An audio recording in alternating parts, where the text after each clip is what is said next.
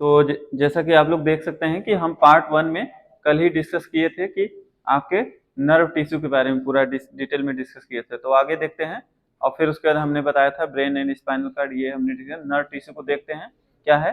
तो nerve tissue में nerve tissue और नर्व सेल, न्यूरॉन और न्यूरोग्लिया क्या होता है, हमने इसको डिस्कस कर लिया था।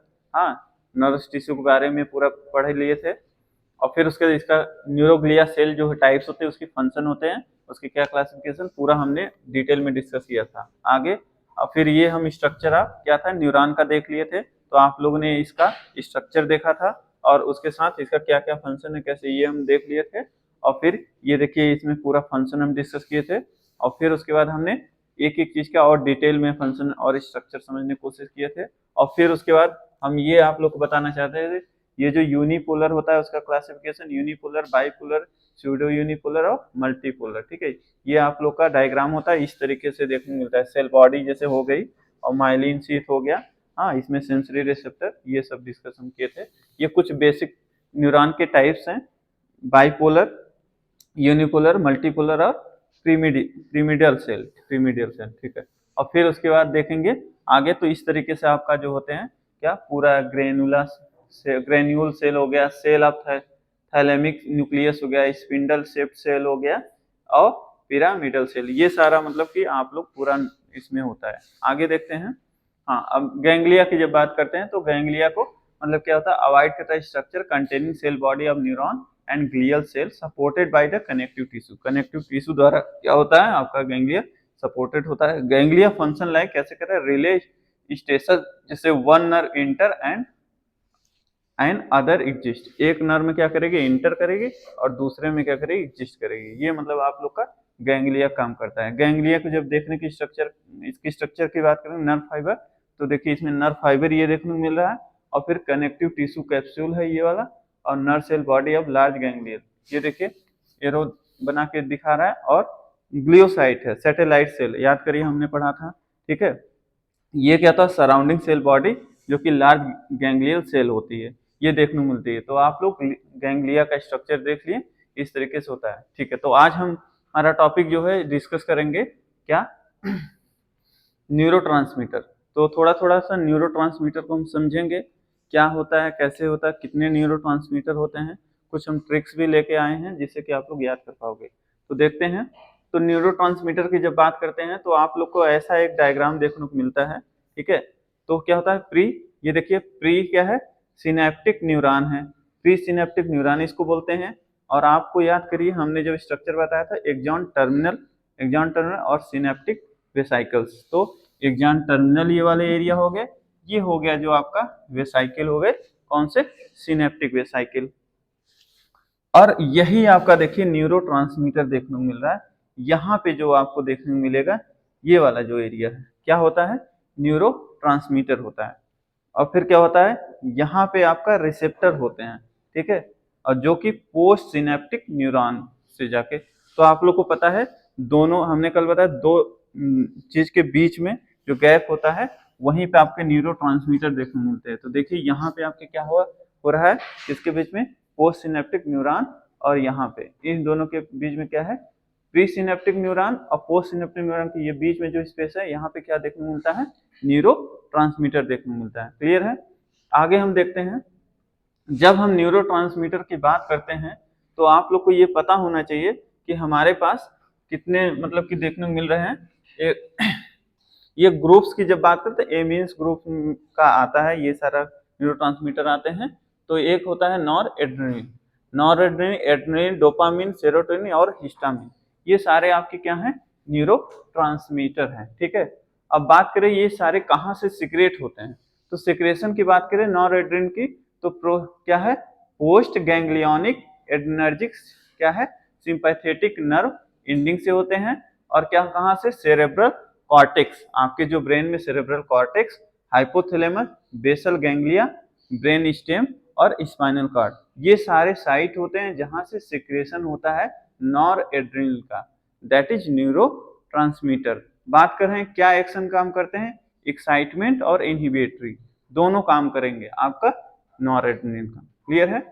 अब देखिए ये भी एमीन्स ग्रुप का आता है जिसका नाम है एड्रेनालिन, ये भी एक तरह का न्यूरोट्रांसमीटर है।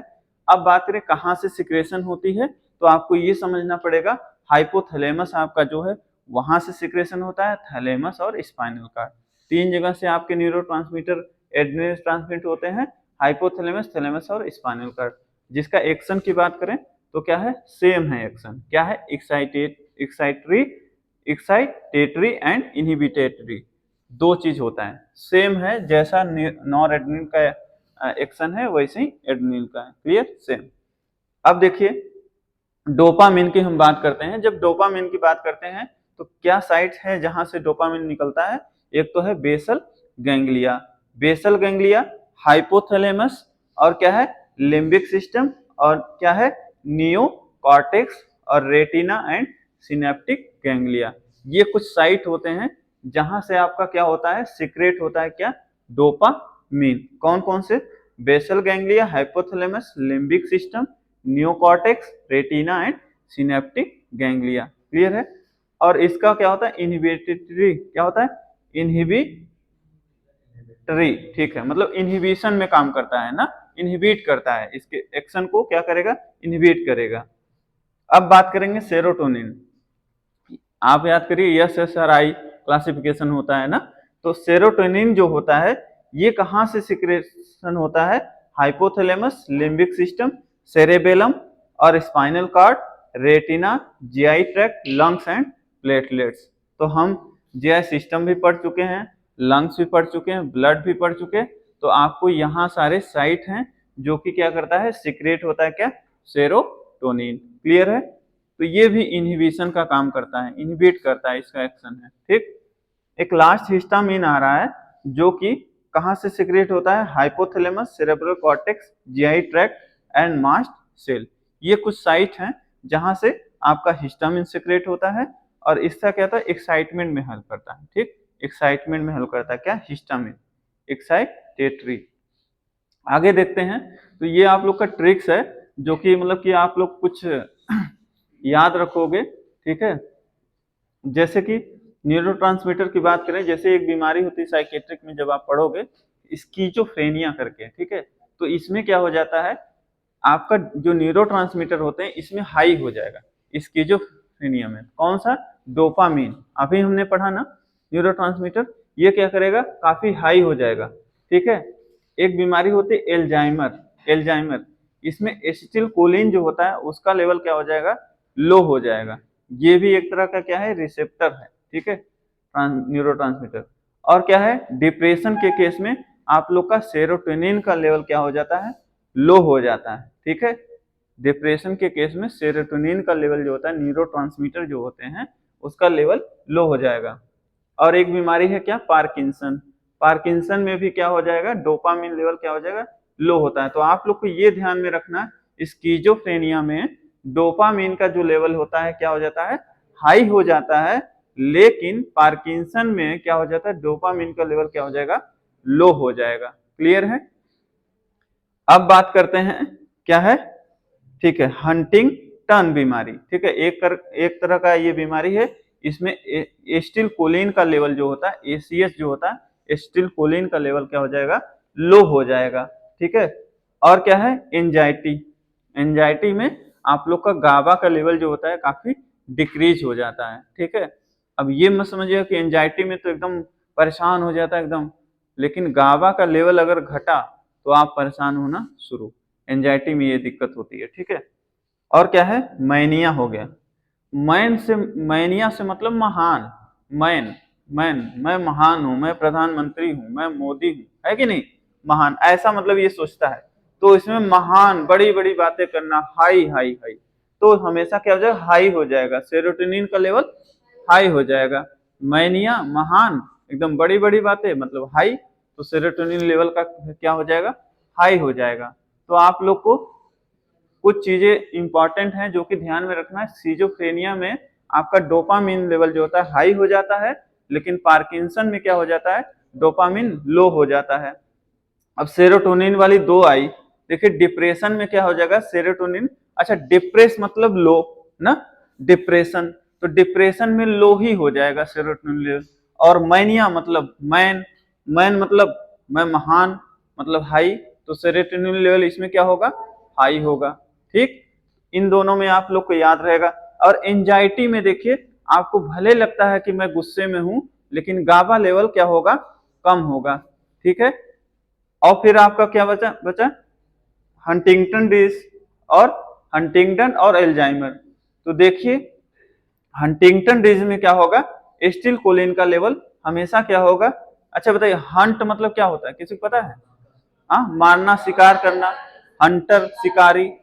अब जब आप शिकार करोगे तो ये बताओ, जब शिकार करोगे तो कोई चीज मतलब कि आप शिकार करोगे, जिसको मतलब आप मार रहे हो, तो वो तो उसका फैमिली मेंबर क्या हो रहा है, कम हो रहा है ना।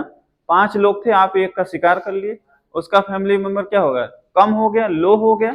तो आप ऐसे याद करो, हंटिंगटन डिजीज में क्या होता है, लो हो जाता है एसिटिल कोलिन। ठीक है, और फिर दूसरा क्या है, आपका एल्जाइमर है। एल्जाइमर डिजीज में क्या होता है, आपको पता है, दोनों में, हाँ तो ठीक है ना, तो एल्जाइमर और हंटिंगटन में दोनों में क्या हो जाता है, कम हो जाता है कि नहीं, एल्जाइमर। तो ये सारी चीजें आई होप दैट कि आप लोग को समझ में आ गया होगा, याद हो गया होगा। ठीक है, थैंक यू फॉर वाचिंग। अगर आपको मेरा वीडियो पसंद आए तो इसको ज्यादा से ज्यादा लाइक करिए और सब्सक्राइब करिए।